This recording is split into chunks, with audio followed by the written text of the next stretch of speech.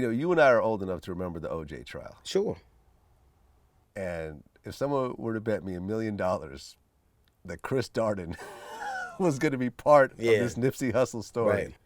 I would have taken that bet. But Yeah. sure enough, Chris Darden is now representing Eric Holder. But Chris Darden's always been on the opposite side of black people. Really? Always. Well, I should say always, but in that trial, he was on the opposite side of black people. On this trial, he's on the opposite side of black people. So I don't, maybe his timing's off. Or he's a shitty bid whist player. I don't know, but I listen, he's an advocate. He's a lawyer. I don't think that there has to be some kind of conspiracy to see a lawyer take a case that is high profile and that seems... He's not going to win. No, of course he knows he's not going to win, but he's going to be heard. Okay. I guess. You really feel like he was on the opposite side of black people in the OJ trial? Yeah, sure. Let me ask you something.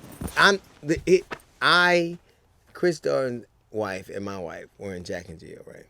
Oh, okay. All right. Not me, because I didn't do that bullshit. Okay. There were times I would come home and Chris Darden would be there with his wife at my house. Okay. And he looked exactly the same way he did when they lost the OJ trial. He looked exactly the same. It took everything out of him. The things that were said about him, the things that were done about, it was.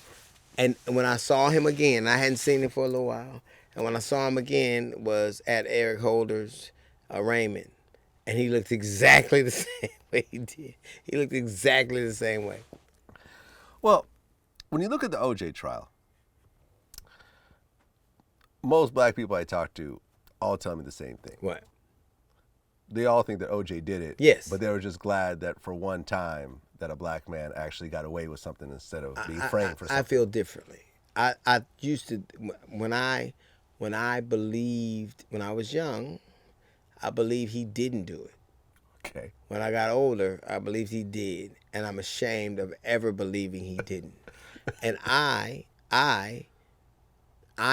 not going to let innocent people be slaughtered as some kind of revenge for these wrongs that were done against people. I think people shouldn't look the other way while people are slaughtered because other people look the other way so people were slaughtered. I think that's the aspect. I hated the idea that at one point in my life, or several points in my life, I shouldn't just say one, I was able to disconnect from what I think of as some level of moral compass because it made me feel comfortable.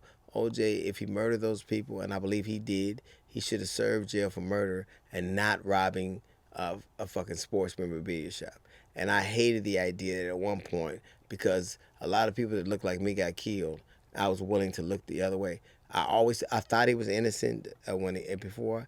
I feel like he did it now, and I feel bad that I ever allowed myself to talk myself into some bullshit that he was innocent.